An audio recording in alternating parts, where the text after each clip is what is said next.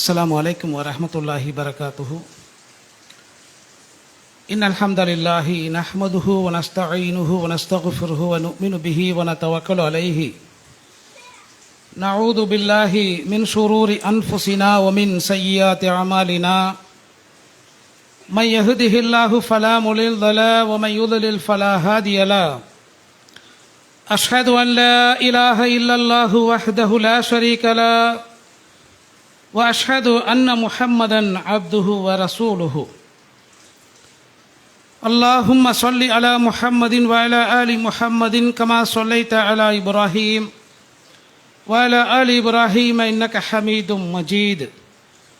اللهم بارك على محمد وعلى آل محمد كما باركت على إبراهيم وعلى آل إبراهيم إنك حميد مجيد. أما بعد، فقد قال الله تعالى في محكم تنزيله العظيم والفرقان المجيد: أعوذ بالله من الشيطان الرجيم. بسم الله الرحمن الرحيم.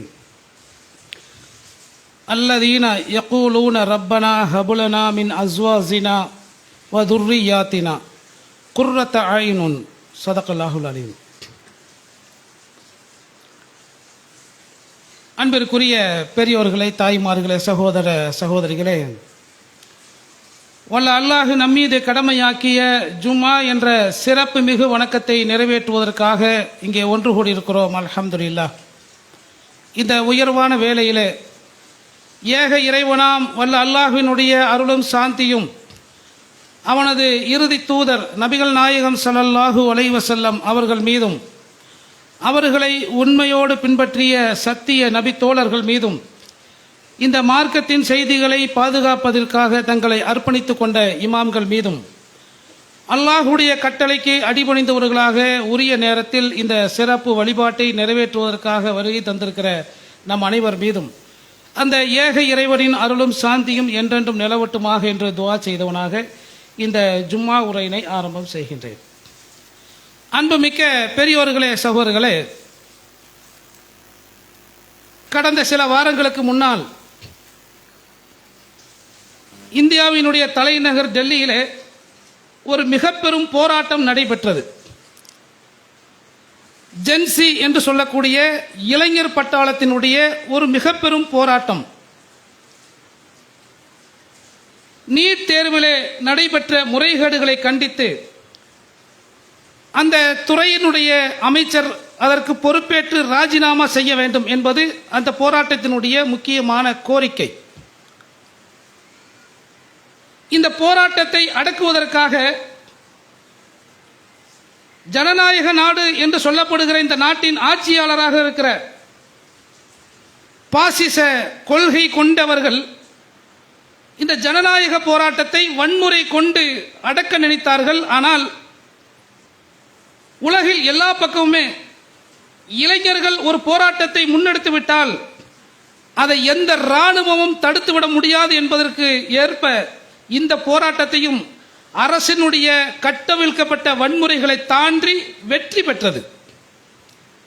அவர்களுடைய கோரிக்கை ஏற்கப்பட்டு கிட்டத்தட்ட 12 ஆண்டுகளாக இந்தியாவின் எந்த கோரிக்கை, எவ்வளவு வலுவான கோரிக்கை எழுந்தாலும் மக்கள் பிரச்சனைகளுக்காக எழுப்பப்படுகிற எந்த கோரிக்கையையும் ஏற்றுக்கொள்ளாத இந்த ஒன்றிய அரசு மாணவர்களின் இந்த போராட்டத்திற்கு முதல் முறையாக பணிந்தது அப்படிங்கிற செய்திகளை நாம் எல்லோரும் பார்த்தோம்.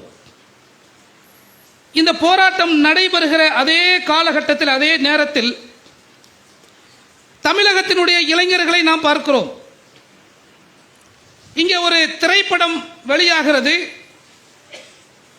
அந்த திரைப்படத்தை கொண்டாடுகிற வகையிலே பல்லாயிரம் இளைஞர்கள் அதற்கு பின்னால் தியேட்டர்களை சுற்றி வந்த காட்சியை நாம் பார்த்தோம்.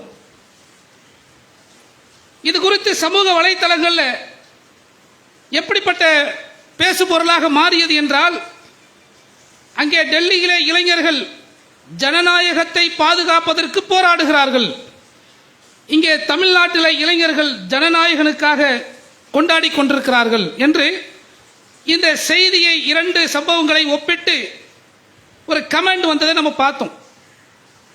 இதில் நம்ம பார்க்க வேண்டிய ஒரு பார்வை என்ன அப்படின்னு சொன்னா, டெல்லியில நியாயத்திற்காக போராடினாங்கல்ல, அவங்க கேட்டது உண்மையிலே நியாயமான நீதிக்கான கோரிக்கை. அது அப்படி நியாயத்திற்காக போராடி அதில் காவல்துறையினுடைய அடக்குமுறைகளுக்கு ஆளாகி அடிபட்டு குண்டடிபட்டு காயம்பட்டும் அந்த களத்தை விட்டும் ஓடாமல் உறுதியாக நின்றார்களே, அந்த இளைஞர்களை அந்த களத்திற்கு அனுப்பி வைத்தவர்கள் யார்? எந்த பெற்றோராவது அப்படி அனுப்பி வச்சிருப்பாங்களா? நீ களத்துக்கு போ, நீட்டுக்கு எதிராக போராடு, அந்த நீட்டில் முறைகேடு செஞ்ச இந்த ஆட்சிக்கு எதிராக போராடு என்று அங்கே கூடியிருந்த லட்சக்கணக்கான இளைஞர்கள், அந்த இளைஞர்களின் பெற்றோர்கள் அனுப்பி வைத்ததால் அந்த இளைஞர்கள் அங்கே வரல. அதே போல இங்கே திரைப்படம் வெளியாகிறது என்று சொன்னால் அதற்கு கட் அவுட் வைப்பது, பாலபிஷேகம் செய்வது என்று கண்ணா பின்னாவென்று என்னென்னமோ செய்கிற இளைஞர் கூட்டத்தை பார்க்கிறோம். இப்படி கட் அவுட் வைக்க வேண்டும் என்றோ அதற்கு பாலபிஷேகம் செய்ய வேண்டும் என்றோ எந்த பெற்றோர்களும் அந்த இளைஞர்களை அனுப்புவது கிடையாது. அப்ப ஒரு விஷயம் நமக்கு தெளிவா தெரிகிறது. என்ன?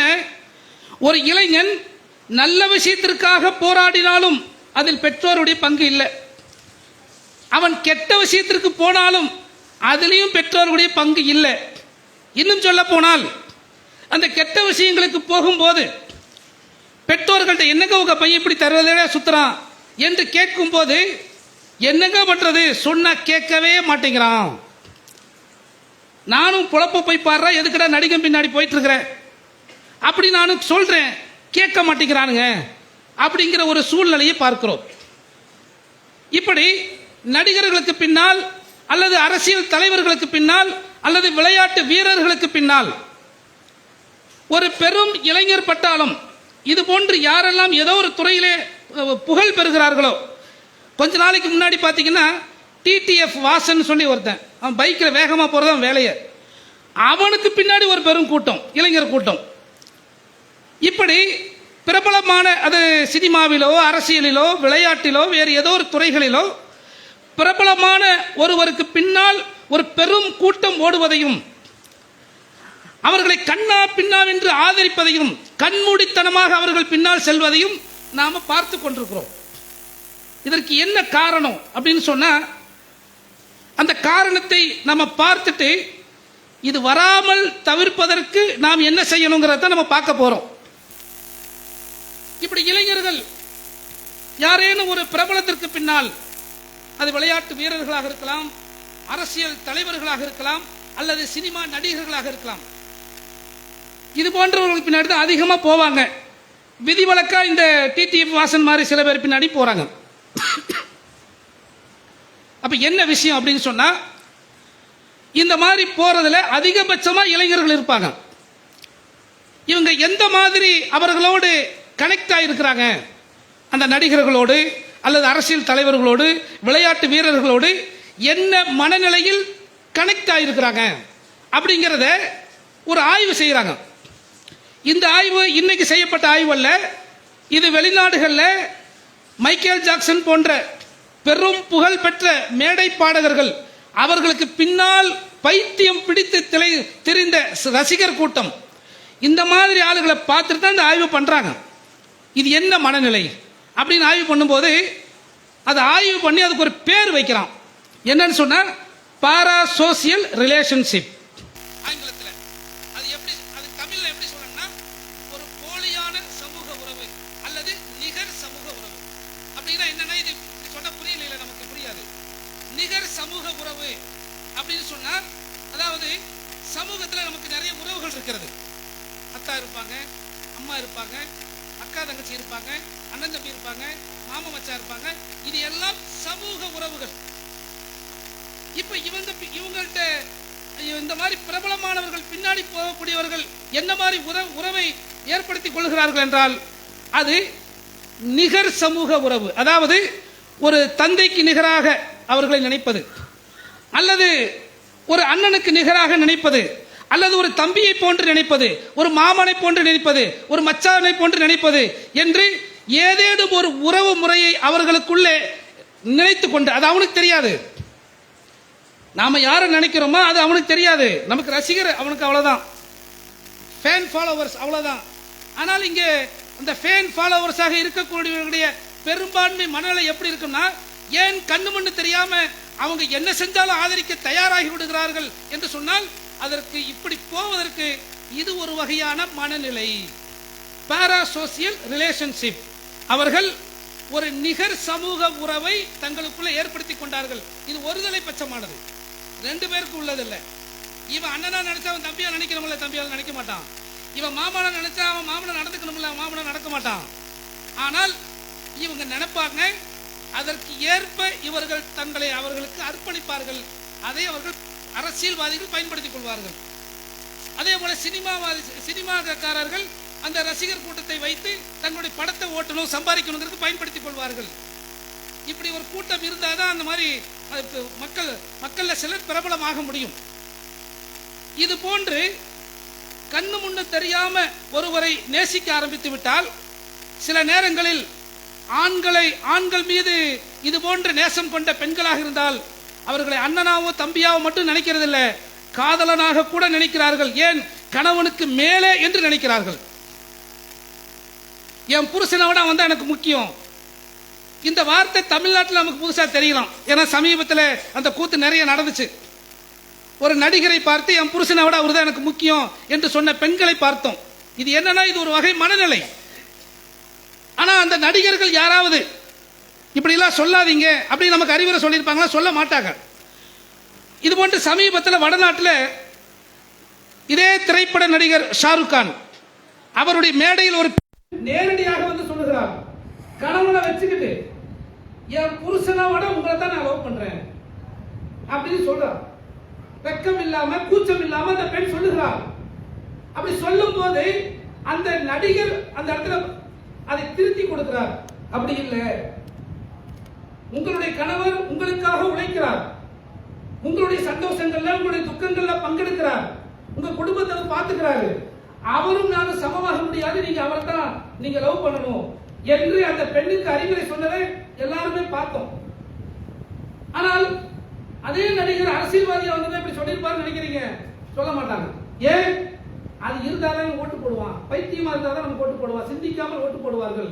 இப்ப தமிழ்நாட்டிலும் அது போன்ற வாசகங்களை பெண்கள் பயன்படுத்தும் போது அந்த நடிகராக தலைவராக இருந்தவர்கள் அந்த பெண்களுக்கு இப்படி எல்லாம் பொதுவெளியில சொல்லாதீங்க, அது தவறு என்று அறிவுரை கொடுத்தார்கள். கொடுக்கல. சரி, இப்ப நமக்கு பிரச்சனை அது இல்லை.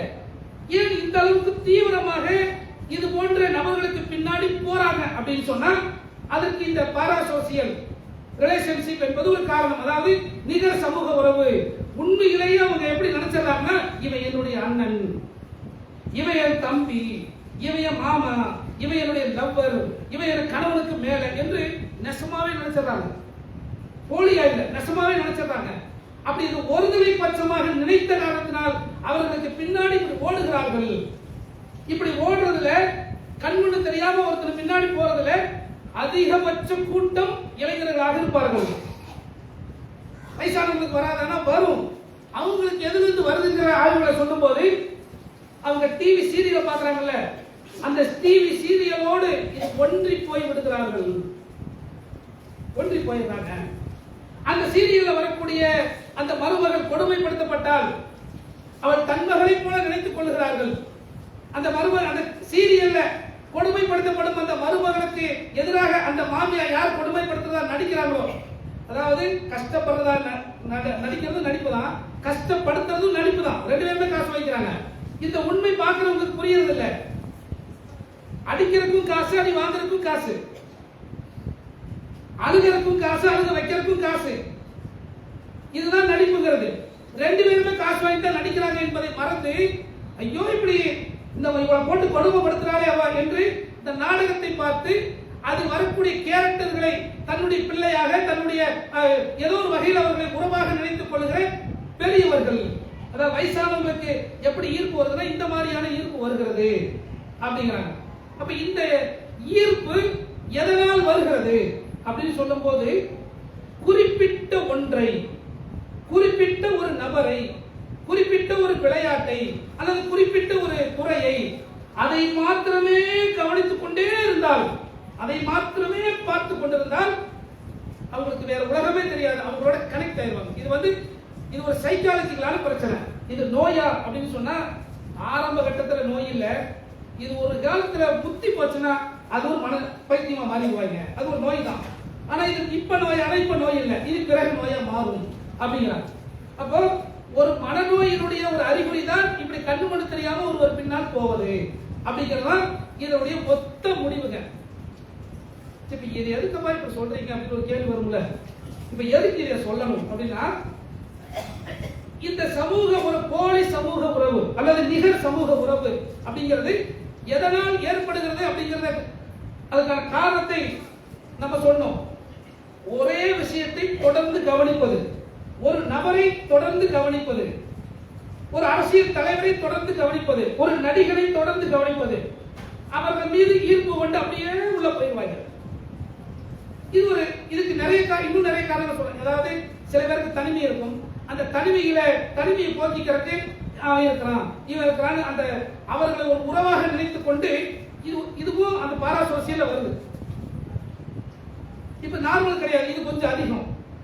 இந்த மாதிரி பிற மனிதர்களை நாம நேசிக்கும் போது, தலைவர்களை நடிகர்களை நாம் நேசிக்கும் போது, அது அளவுக்கு மீறி போகும்போது அது ஒரு மனநோயினுடைய ஆரம்பமாக இருக்கிறது. ஆனால் மனநோய் தெரியாது, முத்துனா தெரியும், ஆரம்பத்தில் தெரியாது.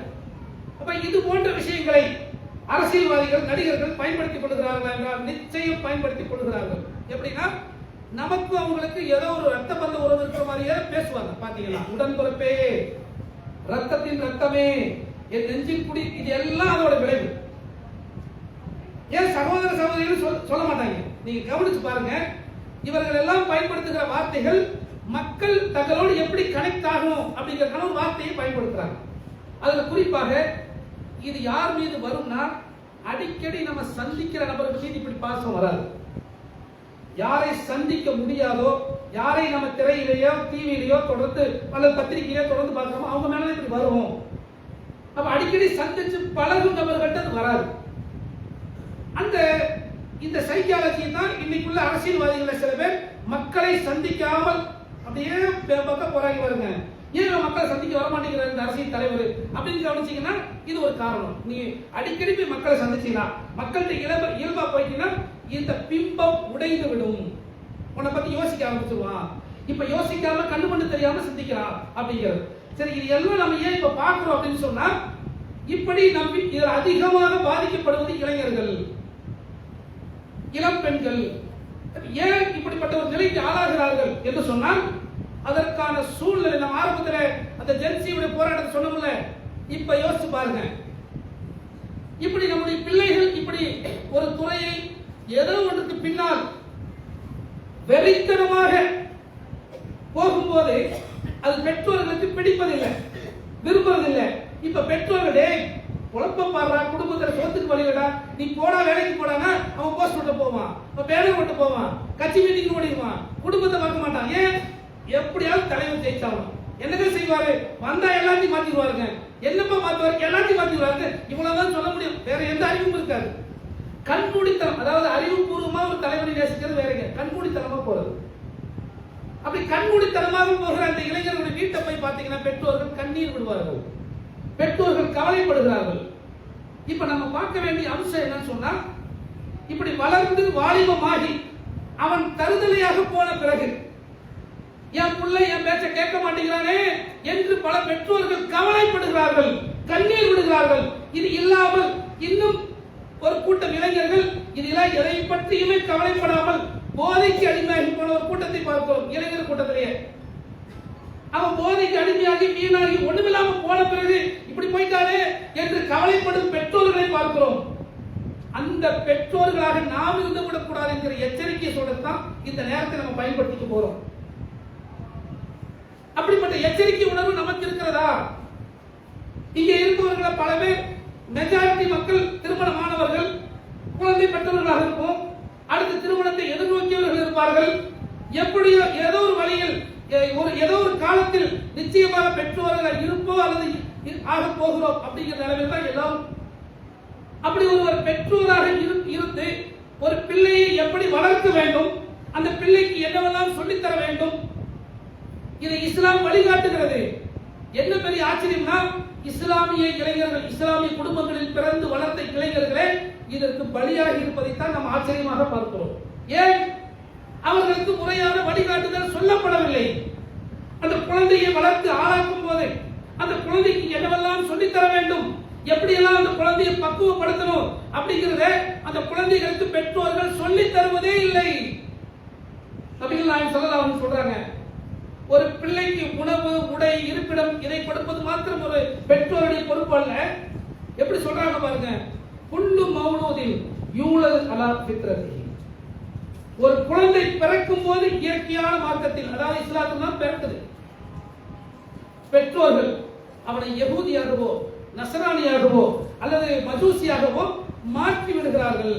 ஒரு அப்ப மாற்றினால் பிறக்கும் போது இஸ்லாமாக இருந்த இயற்கை மார்க்கத்தில் இருந்த குழந்தை வளர்ந்து வாலிபமாகும் போது யகூதி, இவன் நஸ்ரானி, இவன் மஜூசி ஏன் இருக்கிறான்?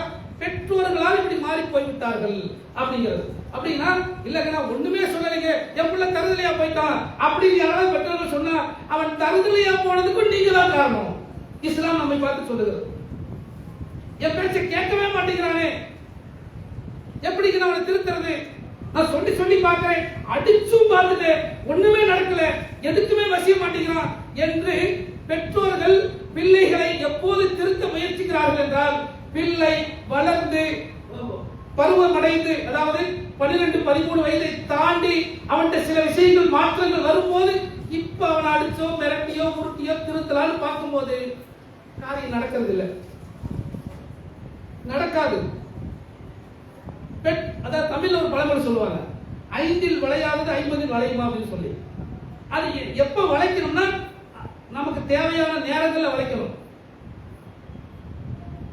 அந்த டைம் போயிடுச்சுன்னு சொன்னா அதற்கு பிறகு அவன் பெற்றோர்களுக்கு கட்டுப்பட வேண்டிய அவசியம் கிடையாது. இன்னும் சொல்ல போனால் இந்த டீன் ஏஜ் என்று சொல்லுகிறார்களே, அதாவது ஏற்கனவே சொல்லியிருக்கோம் 13, 14, 15, 19 வரைக்கும், 13 இருந்து 19 வரைக்கும், இதுதான் டீன் ஏஜ் சொல்றாங்க.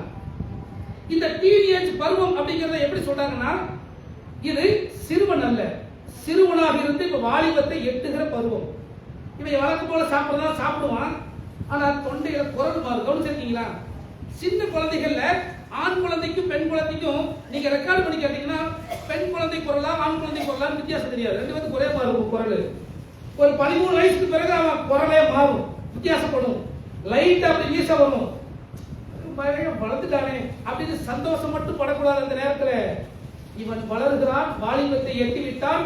இப்போது இவனுக்குள்ளே ஏகப்பட்ட ரசாயன மாற்றங்கள், கெமிக்கல் ரியாக்ஷன் மாறுது.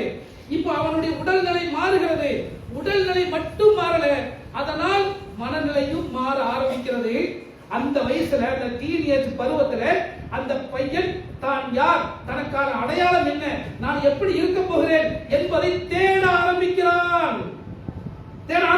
அவன் அறியாம அவன் கூட இருக்கிறவன் இன்னொரு தருதல ஒரு போத ஆசாமினா அங்க போயிடுவான். இவன் கூட இருக்கிறவன் ஒரு நடிகன் வீரா போனவன் அவன் கூட போயிடுவான். இவன் யார் கூட சேரலாம் அப்படி போயிடுறான். ஏன் அப்படி போறான்? அவனுக்கு வழிகா இந்த நேரத்தில், இந்த நெருக்கடியான சிக்கலான இந்த நுணுக்கமான நேரத்தில் வழிகாட்ட வேண்டிய பெற்றோர்கள் அந்த நேரத்தில் தான் பிள்ளைகளிடமிருந்து தூரமாகிறார்கள். குழந்தையா இருக்கும் போது கொஞ்சுறாங்க, 1 வயசு 2 வயசு கொஞ்சுறாங்க. ஆனால் 13 வயசு குழந்தைகிட்ட, 13 வயசு பையன்கிட்ட, 13 வயசு பொண்ணுகிட்ட எத்தனை பெற்றோர்கள் அந்த சிறு வயதில் பேசியதை போன்று தொடர்ந்து உரையாடல்களை வைத்துக் கொண்டிருக்கிறார்கள். கவனிங்க, எந்த குழந்தை வீட்டிலே தொடர்ந்து பெற்றோர்கிட்ட உரையாட வாய்ப்பு கிடைக்கிறதோ அது அதிகபட்சம் கெட்டு போவதற்கு வாய்ப்பில்லை. எந்த குழந்தைகளுக்கு வீட்டில் உரையாடுவதற்கு வாய்ப்பு இல்லையோ அந்த குழந்தைகள் அதற்கான வாய்ப்பை வேற இடத்துல தேடுகிறது. இந்த டீனேஜ் என்பது ஒரு தேடல் அவங்க அறியாம ஏற்படுகிறது. அந்த தேடலை நோக்கி அவன் ஓடுறான், நான் என்னவா மாறணும், நான் எப்படி ஆகணும். குழந்தை, அதனாலதான் குழந்தை பருவத்தில் செய்யக்கூடிய தவறுகளுக்கு இஸ்லாம் அல்லாஹ் வந்து தண்டனை கொடுக்க மாட்டான் வறுமையில. ஆனால் டீனேஜ் பருவம் அடைந்து விட்டால் அதற்கு பிறகு கேள்வி கணக்கு இருக்கிறது. அப்ப இந்த பருவம் ரொம்ப முக்கியமானது. அப்ப இந்த பருவத்துல பெற்றோர்கள் பிள்ளைகிட்ட எப்படி உரையாடுகிறோம், அவர்களுக்கு நமக்குமான உறவு என்ன, இதை கொஞ்சம் கவனிக்க வேண்டுங்க. பெற்றோர்கள் கவனிக்க வேண்டியது அதுதான். இந்த பிள்ளைகளுடைய வளர்ப்புல நாம் தர வேண்டியது என்ன? சோறு, உணவு, உடை, இருப்பிடம், அவன் ஆசைப்பட்டதெல்லாம் கொடுக்கணும் என்று நாம நினைக்கிறோமே. இப்படி இன்றைக்கு இருக்கிற பல பெரும்பான்மையான பெற்றோர்கள் நான் பட்ட கஷ்டத்தை என் பிள்ளை படக்கூடாது என்று செல்லம் கொடுத்து கேட்டதையெல்லாம் வாங்கி கொடுத்து அவன் இந்த உலகத்தில் வீணா போறதுக்கு வழிவகை செய்வதே பெற்றோர்கள் தான். பெற்றோர்கள் பிள்ளைகளுக்கு பொறுப்புணர்வை கற்றுத்தர வேண்டும். பெற்றோர்கள் பிள்ளைகளுக்கு சமூகத்தை பற்றி அக்கறையை கற்றுத்தர வேண்டும். பெற்றோர்கள் பிள்ளைகளுக்கு இந்த சமூகத்தில் எப்படி நீ நடக்க வேண்டும் என்பதை கற்றுத்தர வேண்டும். எல்லாத்தையும் குர்ஆன் சொல்லி கொடுக்குறங்க. ஒரு பெற்றோர் என்னவெல்லாம் பிள்ளைக்கு கற்றுக் கொடுக்கணும், எப்படியெல்லாம் இந்த பிள்ளைகளுக்கும் பெற்றோர்களுக்குமான தொடர்பு இருக்கணும் என்று இந்த தொடர்பை திருமறை குர்ஆன் பேசுகிறது. ஆச்சரியமா இருக்குல்ல? நமக்கு தெரிஞ்ச விஷயங்கள் தான். சிந்திச்சு பாருங்க. திருமறை குர்ஆன்ல நபி இப்ராஹிம் அலைஹிஸ்ஸலாம் அவருடைய வரலாற்றை எல்லாம் பேசுகிறாங்க. அதுல ரொம்ப உச்சகட்டமா நம்ம எல்லோருமே சிலாகித்து பேசுகிற சம்பவம் அந்த தந்தை தன் மகன் இஸ்மாயில் அலைஹிஸ்ஸலாம் அவர்களை அறுக்க போனாருங்கிறது எல்லோரும் சிலாகித்து பேசுவோம். அந்த வெறும் சம்பவமா, ஒரு வரலாறா அல்லது ஒரு கதையா கடந்து போகாம அந்த இடத்துல நின்று நிதானித்து அந்த வசனத்தை சிந்தித்து பாருங்கள். அது ஒரு பெற்றோர் பிள்ளைகளுக்கு மத்தியிலே எப்படிப்பட்ட உறவு வேண்டும் என்பதை கற்றுத் தருகிறது. அந்த வசனம் கற்றுத் தருகிறது, அந்த சம்பவம் கற்றுத் தருகிறது. அல்லாஹ் வெறுமனே அவங்க தியாகத்தை மாத்திரம் சொல்லுவதற்கு அந்த வசனத்தை சொல்லல, அதற்குள்ளே பெற்றோர் பிள்ளையினுடைய உறவை அல்லாஹ் பேசுகிறான். இப்ராஹிம் அலைஹிஸ்ஸலாம், இஸ்மாயில் அலைஹிஸ்ஸலாம் இவங்க ரெண்டு பேரும் எந்த பருவம்? ஃபலம்மா பலக மஅஸரியா. அல்லாஹ் சொல்கிறார், அவரோடு உழைக்கும் பருவத்தை அடைந்த போது. நம்ம சொல்றோம்ல டீன் ஏஜ்னு, அந்த பருவம் வச்சுக்கங்க. இஸ்மாயில் அலைஹிஸ்ஸலாம் இப்போது டீன் ஏஜ் அப்படிங்கிற அந்த பருவத்தை அடைந்திருக்கிறார். அந்த நேரத்துல தான் இஸ்மாயில் அலைஹிஸ்ஸலாம் அவர்களை கூட்டிட்டு போறாங்க. இப்ராஹிம் அலைஹிஸ்ஸலாம் கூட்டிட்டு போய் சொல்றாங்க, யா புனைய இன்னி அராஃபில் மனாமி அன்னி அதுபகுக ஃபந்துல் மாதா தரா. உன்னை அறுப்பதாக நான் கனவு கண்டேன், நீ என்ன நினைக்கிறாய், சிந்திச்சு சொல்லு, யோசிச்சு சொல்லு அப்படின்னு பேசுறாங்க. அப்ப அவர் சொல்றாரு, யா அபதி இஃப்அல் மா துக்மல் சதஜுதுனி இன்ஷாஅல்லாஹு மினஸ் சாபிரின். தந்தையே, உங்களுக்கு கட்டளையிடப்பட்டதை செய்யுங்கள், நான் பொறுமையா இருக்கிறேன். இதுதான் அந்த சம்பவம். இது என்ன இருக்குது அப்படின்னா, இது பெற்றோருக்கும் பிள்ளைகளுக்கும் எப்படிப்பட்ட உறவு இருக்கணுங்கிறத சொல்லி அறுக்கிறது முடிக்க அது எல்லாம் மேட்ரு. இப்ப இப்ராஹிம் அலைஹிஸ்ஸலாம் ஒரு டீனேஜ் வயசுல இருக்கக்கூடிய தன் மகனை அழைத்து உரையாடுகிறார். எப்படிப்பட்ட உரையாடல்? மகனே, எனக்கு அல்லாஹ் ஒரு கட்டளை இருக்கிறான், ஒன்னு அறுக்கணும் கட்டளை இருக்கிறான், இதை நான் செய்ய போறேன்னு சொல்லி தந்தைங்கிற அதிகாரத்தை திணிக்கிற. கவனிக்கணும், பெரும்பாலான வீடுகள்ல சொன்ன கட்டுறா மிரட்டல். எந்த இளைஞட்டு எடுபடாது. மிரட்டனாதான் அவன் எதிர நினைப்பான். உரையாடல் வேண்டும். அந்த உரையாடல் பாருங்க, எப்ப உரையாடல அறுக்கணுங்கிறாரு அப்ப உரையாடுறாரு. யோசிச்சு பாருங்க, எந்த பிள்ளையாவது தந்தை தன்னை கழுத்தறுப்பதை ஒத்துக்கொள்வானா? யார் ஒத்துக்கொள்வார்கள்? ஆனால் அதை அந்த பையன் ஒத்துக்கணும்னு நினைக்கிறாங்க. ஃபந்தூர் மாதா தரா, இது பற்றி நீ என்ன நினைக்கிற சொல்லு, சிந்திச்சு சொல்லு. உரையாடல் இந்த இடத்துல எப்படிப்பட்ட உரை? அதாவது இது நம்ம சாதாரண கடந்து போயிடணும். ஒரு தந்தையாக நீங்க இருங்க, உங்க பிள்ளை அறுக்க சொல்லி, என் பிள்ளை அறுக்க சொல்லி அதான் எனக்கு ஒரு கட்டளை இட்டால், என் பிள்ளை இடத்தில் எவ்வளவு கவலையோடு, எவ்வளவு அக்கறையோடு, எவ்வளவு கண்ணீரோடு அந்த உரையாடல் நடந்திருக்குன்றதை கற்பனை பண்ணி பாருங்க. இது சிரிச்சுக்கிட்டு இந்த உரையாடல் நடந்திருக்குமா? போற போக்கில் நடந்திருக்குமா? வயதான காலத்தில் எனக்கு பிள்ளைகளை கொடுத்த அல்லாஹ்வுக்கு எல்லா புகழும் என்று புகழ் குறைத்தார்கள் இப்ராஹிம் அலைஹிஸ்ஸலாம் அவர்கள். அப்படி வயதான காலத்தில் பிறந்த அந்த குழந்தை இப்போது வளர்ந்து வாலிபமாகி அப்படியே வாலிபம் இடுக்கோடு நிற்கிற அந்த டீனேஜ் பருவத்தில் அறுக்க சொல்லிவிட்டாரே என்பது ஒரு தந்தையாக எவ்வளவு வருத்தத்தை, கவலையை, நெருக்கடி, மன நெருக்கடியை ஏற்படுத்தி இருக்கும். அந்த நெருக்கடியோடு பேசுகிறார். ஆனாலும் பேசுகிறார். நெருக்கடி தானே. இந்த நெருக்கடியான இந்த நேரத்தில் இதை சொன்னா புள்ள என்ன நினைச்சுக்குவானோ தெரியலையே, புள்ள எப்படி நினைச்சுக்குவானோ, நம்மளை பத்தி என்ன நினைப்பான், இந்த அத்தாவுக்கு பைத்தியம் குடிச்சிருச்சா, என்ன ஆட்சி இருக்கு என்றெல்லாம் பையன் நம்மளை தப்பா நினைச்சுக்குவானோ அப்படி நினைச்சிட்டு தெரியாம கூட்டிட்டு போய் அவங்க கிட்ட சொல்லாம குப்பரப்படுறா மகனேன்னு சொல்லி அப்படியே ஒரே கூட போட்டு அல்லாஹ்வுடைய உத்தரவை நிறைவேற்றி இருக்கலாம். செய்யல. ஏன் செய்யல? உரையாடுகிறார். எவ்வளவு பெரும் நெருக்கடி, அந்த நெருக்கடியில் தன் பிள்ளையோடு, தன் டீனேஜ் பிள்ளையோடு, வாலிப வயதில் இருக்கிற அந்த பிள்ளையோடு தந்தை இப்ராஹிம் அலைஹிஸ்ஸலாம் உரையாடுகிறார். தந்தைனா இன்னைக்கு இருக்கிற தந்தை மகன் அளவுக்கு வயசு கிடையாது. 45 வயசுல 19 வயசுல ஒரு பையன் இருப்பான், டீனேஜ் வயசுல ஒரு பையன் இருப்பான். ஆனால் இப்ராஹிம் அலைஹிஸ்ஸலாம் அவர்களுக்கு அப்படி அல்ல. அவர்களுக்கு ஏற்கனவே வயதான பிறகு குழந்தைய பிறக்குது. யோசிச்சு பாருங்க, எவ்வளவு வயதானாலும் தன் பிள்ளை இடத்தில் அவர் எப்படி உரையாடினார்ங்கிறத இந்த இடத்துல அல்லாஹ் நமக்கு சொல்லாமல் சொல்லுகிறான். இந்த உரையாடல் எந்த வீட்டில் இல்லையோ அந்த பிள்ளைகள் வீணா போகிறது. இதே மாதிரி இன்னொரு சம்பவத்தை, இன்னொரு வரலாற்றையும் அல்லாஹ் திருமறை குர்ஆன்ல சொல்றான். அதுவும் உரையாடல் தான். நாம் அந்த வசனத்தை வரிசையா படிக்கிறனால நமக்கு அது உரையாடலாக தெரிவதில்லை. சூரத்து லுக்மான் 31வது அத்தியாயம். எப்போதெல்லாம் பேரண்டிங்கை பத்தி நம்ம பேசுறோமோ அப்போதெல்லாம் லுக்மான் அவர்களுடைய இந்த வரலாற்றை தவிர்த்து விட்டு நம்ம போயிடவே முடியாது.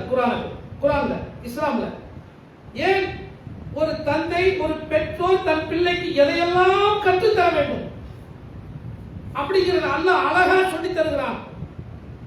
வலக்கத் ஆத்தைனா லுக்மானல் ஹிக்மத அன் இஷ்குர் லில்லாஹ். லுக்மானுக்கு நாம் ஹிக்மத்தை, ஞானத்தை கொடுத்தோம். அவர் நபி கிடையாது, ஆனால் அவருக்கு ஞானத்தை கொடுத்தோம். அல்லாஹ்வுக்கு நன்றி செலுத்து என்ற அந்த கட்டளையோடு அவருக்கு ஞானத்தை கொடுத்தோம். அல்லாஹ்விடமிருந்து ஞானம் வழங்கப்பட்ட ஒரு பேரறிஞர் அப்படி வச்சுங்க. அப்ப ஒரு மிகப்பெரும் ஒரு அறிஞர், அவரால் இந்த சமூகத்திற்கு ஏற்பட்ட நன்மை பற்றி சொல்லியிருக்க வேண்டும். அவர் இந்த சமூகத்தில் ஏற்படுத்திய மாற்றங்களை பற்றி சொல்லியிருக்க வேண்டும். அவரால் இந்த உலகம் பெற்ற நன்மைகளை சொல்லியிருக்க வேண்டும். அதுதான் பேரறிஞர். ஒரு பெரும் அறிஞர்னா இந்த மனித சமூகத்திற்கு அவருடைய அறிவால், அவருடைய திறமையால், கல்வியால், ஞானத்தால் என்ன நன்மைகளை கொண்டு வந்து சேர்த்தார் என்பதை பற்றி தானே அல்லாஹ் பேசியிருக்க வேண்டும். அதையெல்லாம் செஞ்சிருப்பாரு, ஆனால் அதை அல்லாஹ் சொல்லல. அப்படிப்பட்ட பெரும் அல்லாஹ்வுடைய ஞானத்தை பெற்ற, அல்லாஹ்வுடைய அருளை பெற்ற அந்த லுக்மான் என்ற அந்த சிறப்பு வாய்ந்த அந்த நல்ல மனிதரை பற்றி அல்லாஹ் சொல்லும் பொழுது தன் மகனிடத்தில் உரையாடியதை பேசுகிறார். அவர் மக்களோடு உரையாடி இருப்பார், மக்கள்கிட்ட நன்மையை தீமை தந்திருக்கிறாரு, மக்கள்கிட்ட பேசி இருக்கிறாரு. அதையெல்லாம் பேசல, மாறாக அவர் தன் மகனிடத்தில் உரையாடினார். என்ன உரையாடினார்? மகனே, யா புனைய, அந்த வசனங்கள் வரும்போதெல்லாமே நீங்க நல்லா கவனிங்க. யா புனையன்னு ஆரம்பிக்கும். இப்ராஹிம் அலைஹிஸ்ஸலாம் தன் மகன் அறுக்கிறது சொல்லும், யா புனைய இன்னி அராஃபில் மனாமி, மகனே நான் ஒரு கனவு கண்டேன், மகனே என்று ஆரம்பிக்கும். இங்கேயும் லுக்மான் தன் மகனிடத்தில் பேசும்போது யா புனைய, மகனே லா துஷ்ரிக் பில்லாஹ், நீ அல்லாஹ்வுக்கு இணை வைத்து விடாதே, இன்ன ஷிர்க லதுல்முன் அலீம், அது மிக பெரும் அக்கிரமம் கற்றுக் கொடுக்கிறார். ஷிர்க் வைக்க கூடாது என்பதை கற்றுக் கொடுக்கிறார். அதற்கடுத்து வானங்களிலோ ஒரு கடுகின் விதையளவு ஒரு சின்ன சிறு பொருள், அதாவது ஒரு சின்ன சிறு பொருள், அது வானங்களிலோ அல்லது பூமியிலோ பாறைக்குள்ளோ எங்கே ஒளிந்திருந்தாலும் அதான் கொண்டு வந்துருவான் என்று தன் மகனுக்கு அவர் அடுத்து சொன்ன அறிவுரை என்னவென்று சொன்னால் அல்லாஹ்வுடைய வல்லமையை போதித்தார். முதல் விஷயம் அல்லாஹ்வுக்கு இணை வைக்க கூடாது என்பதை போதித்தார். இரண்டாவது அல்லாஹ்வுடைய வல்லமையை போதித்தார். அடுத்தவர் என்ன போதிக்கிறார்? வகிமி ஸலாத்த, நீ தொழுகை நிலைநாட்டு, வக்முர் பில் மஅரூஃப் வன்ஹ அனில் முன்கர், தொழுகை நிலைநாட்டு, நன்மையை தீமையை தடு, வஸ்பிர் அலாமா அஸாபக், அதனால் ஏற்படுகிற சிரமங்களை சகித்துக்கொள், ஃபைன்ன ذلك மின் அஸ்மில் உமூர், அதுதான் வீரம் என்று தன் மகனுக்கு போதித்தார். இதுல நிறைய விஷயங்கள் இருக்குதுங்க. அதுல குறிப்பா கவனிக்க வேண்டிய விஷயம் என்னன்னா வக்முர் பில் மஅரூஃப் வன்ஹ அனில் முன்கர். எந்த பெற்றோர் தன் பிள்ளை இடத்திலே நீ நன்மையை ஏவக்கூடியவனாக, தீமையை தடுக்கக்கூடியவனாக இருக்க வேண்டும் என்று சொன்ன பெற்றோர்கள் எத்தனை பேர்? ஆனா சொல்லியிருப்போம், மகனே கடைசி காலத்தில் எனக்கு கை விட்டாதரா, எனக்கு எனக்கு கஞ்சி ஊத்துறதுக்கு தண்டாவனை பெற்று வச்சிருக்கிறேன். ஆனால் லுக்மான் அந்த மகனிடத்தில் அதை எதிர்பார்க்கவில்லை.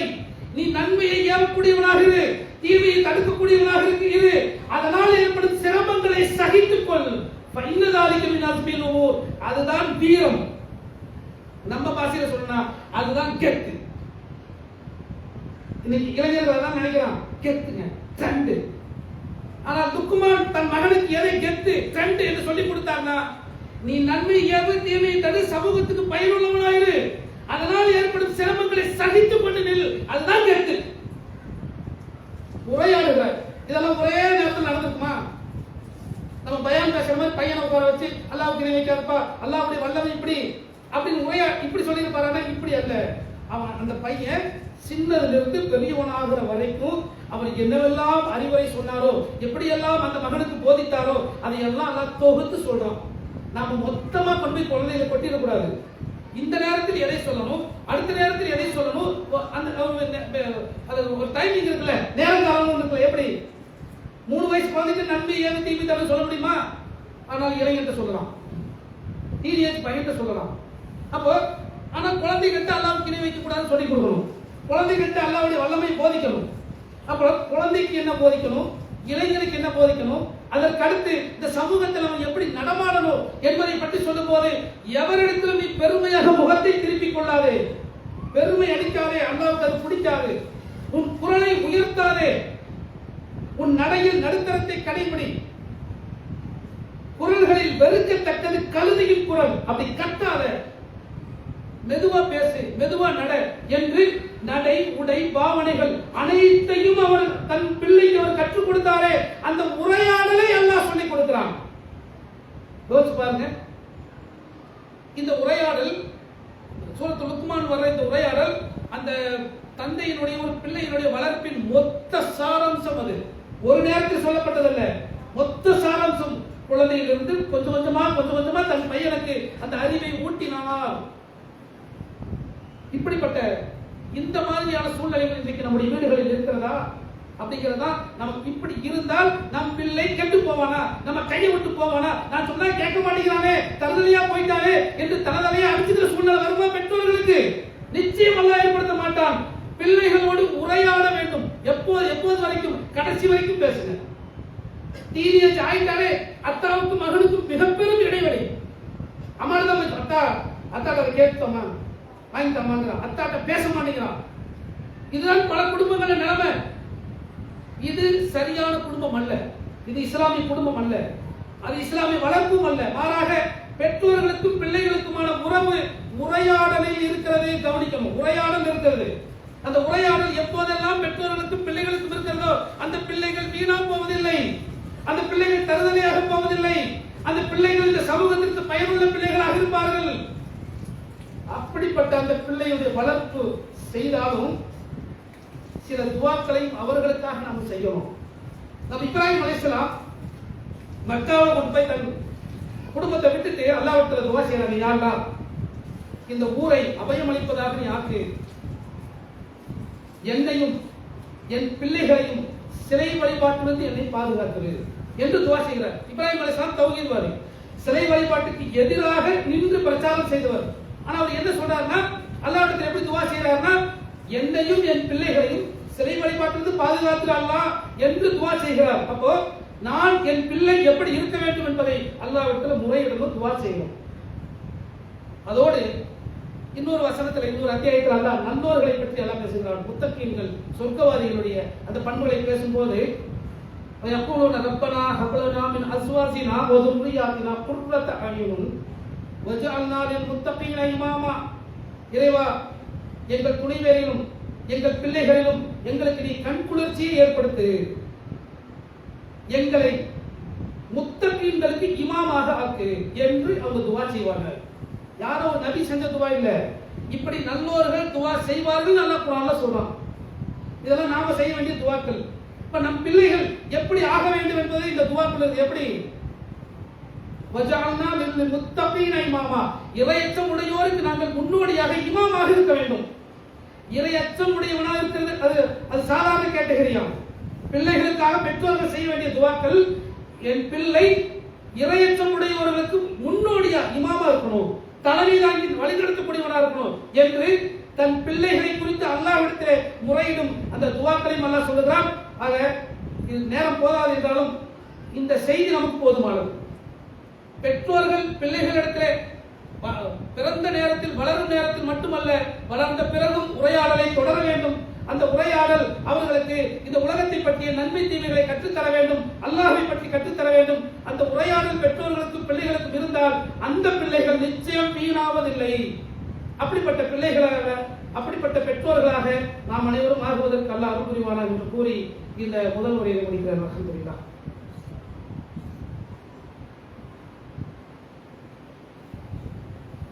அல்ஹம்துலில்லாஹ். உங்களுக்குரிய பெரியவர்களே சோழர்களே, தமிழ்நாடு அரசினுடைய பட்ஜெட் இப்போது நடைபெற்றுக் கொண்டிருக்கிறது. இப்போது ஆட்சியிலே இருப்பவர்கள் மக்களிடத்திலே எதை முதன்மையாக சொன்னார்கள் என்றால் மாற்றம், எல்லாத்தையும் மாற்றுவோம், இருக்கிற எல்லாத்தையும் மாற்றுவோம் அப்படின்னு சொல்லிட்டு தான் வந்தாங்க. ஆனால் இதற்கு முந்தைய ஆட்சிகளில் என்ன இருந்துச்சோ அதை தான் கொண்டு வந்திருக்கிறாங்க. ஸ்டிக்கர் ஒட்டிட்டாங்க அப்படின்னு ஒரு வசனம் இருக்கு. நமக்கு அது ஒரு விஷயம் அல்ல.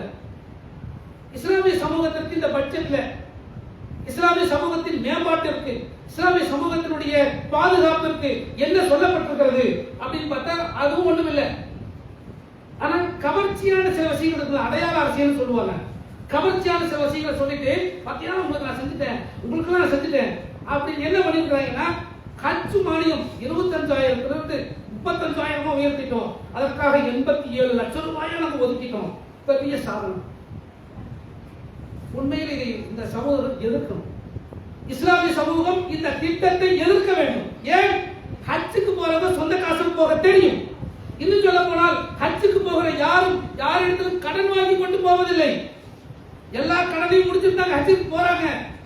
நீ எதுக்குற காசு தர, மக்களுடைய வரி பணத்துல அந்த காசை கொண்டு நான் ஹஜ் செய்யுமா கேட்கணும். ஆனா யாரும் கேட்க மாட்டேங்கிறாங்க. அந்த காசு வட்டிக்கு வாங்கின காசு, உலக வங்கியிலிருந்து வட்டிக்கு வாங்கிட்டு அது வந்து காசு தரேங்கிறான். இந்த காசுல ஹஜ்ஜுக்கு போனா சரி வருமா? மக்களுடைய வரி பணத்துல அவன் கொடுக்கிற 35,000 வாங்கி நான் ஹஜ் பண்ணா சரி வருமா? எங்களுக்கு இது வேண்டாம். இஸ்லாமிய சமூகம் சொல்லணும். வேற என்னங்க வேணும்? இந்த சமூகத்தை உயர்த்துவதற்கு, இந்த சமூகத்தை மேம்படுத்துவதற்கு, இந்த சமூகத்தின் இளைஞர்கள் வேற படித்து விட்டு வேலை இல்லாமல் இருக்கிறார்களே, அவர்களுக்கு வேலை வாய்ப்பை தருவதற்கு என்ன இருக்கோ அதை கொண்டு வாங்க. அந்த திட்டங்களை கொண்டு வாங்க. இங்கே பல வக்ஃப் சொத்துக்கள் திருடப்பட்டிருக்கிறது. திருடப்பட்ட வக்ஃப் சொத்துக்களை மீட்டு இந்த சமுதாயத்துக்கு கொடுங்க, அதை சொல்லணும். அதை யாரும் கேட்கறது இல்லை. வெறும் கவர்ச்சி அரசியலோடு போய் கொண்டிருக்கிறது. இதுக்கு முன்னாடி அப்படித்தான் இருந்தாங்க. அப்போ பெரிய மாற்றங்கள் ஒன்று இல்லை. ஆனால் இந்த தகவல் நம்ம எதுக்காக இந்த இடத்துல சொல்றோம் அப்படின்னா, எல்லாரும் அப்படித்தான் இருக்காங்க அப்படின்னு புரிஞ்சுக்க. நம்ம கிட்ட சில கவர்ச்சியான விஷயங்களை காட்டி ஏமாத்திட்டு போறதுக்கு தான் இருக்கிறாங்க. இப்ப இதற்கு எதிராக நாம குரல் கொடுக்கணும். இது நீ பண்றது தப்பு, நீ வெறும் கவர்ச்சி அரசியலை பண்ற, இந்த சமூகத்திற்கு பயனுள்ள எதையும் செய்யல அப்படிங்கறத நாம திருப்பி திருப்பி சொல்லணும். அப்படிங்கிற அந்த ஒரு விழிப்புணர்வுக்காக நான் இந்த செய்தி. அல்லாஹ் நாம் குடும்பத்திலும் அரசியலிலும் நாடு விஷயங்களிலும் எல்லா விஷயங்களிலும் விழிப்புணர்வோடு இருக்கக்கூடிய சிறந்த பெற்றோர்களாக, இளைஞர்களாக நம் அனைவரையும் ஆக்கிய புரிவானாக. வாக்குறுதவானாக